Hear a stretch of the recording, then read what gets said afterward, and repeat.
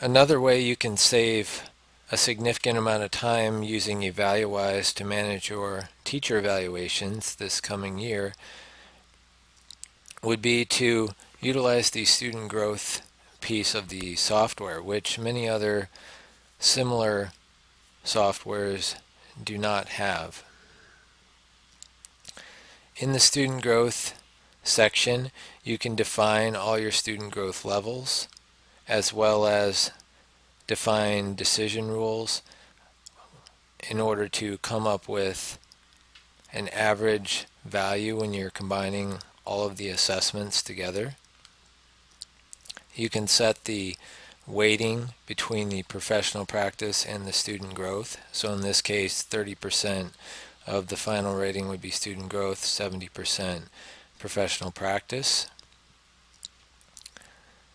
If you go into the Manage Student Growth Assessments, you'll see there are content areas here which you can create in the Settings section through the admin account. These can be named anything you'd like. Within each, you can define all your assessments, whether they're type 1, 2, or 3, or any combination.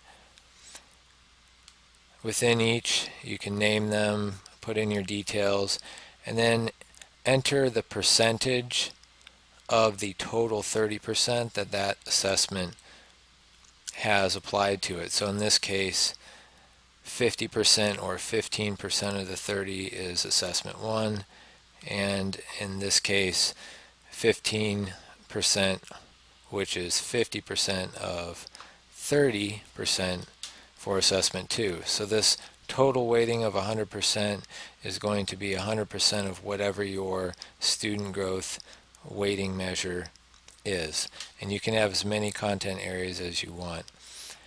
For each assessment, you can assign rules that will, based on the growth percentage from test 1 to test 2, assign a recommended student growth rating level, and you can set those up here.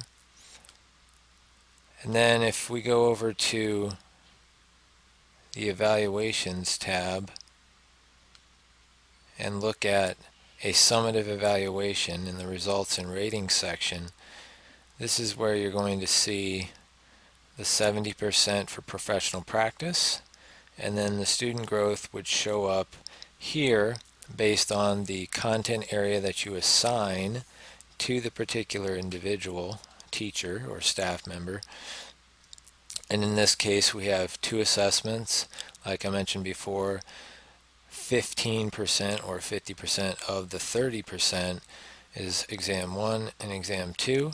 And then for score 1 and score 2, which this would be actually assessment 1, they just named it exam 1, that would give you the growth factor automatically calculated, and it assigns the rating. If you're not using the growth factor, you can simply go in and just check off the one that you want to assign it.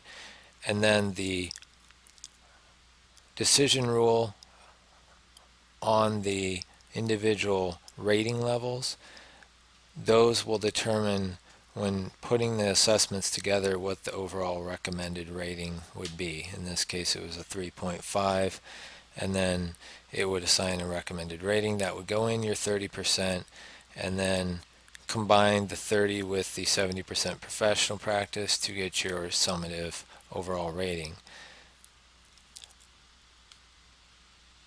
Now in the setup, you would define all your content areas. So that's the first thing that you would do, and then you would flow through that process of setting up your assessments and your rules for the results. In this way, you can incorporate student growth more easily into your evaluations, either this coming year if you're an early adopter, or in the following year if you're waiting till then to start with the student growth.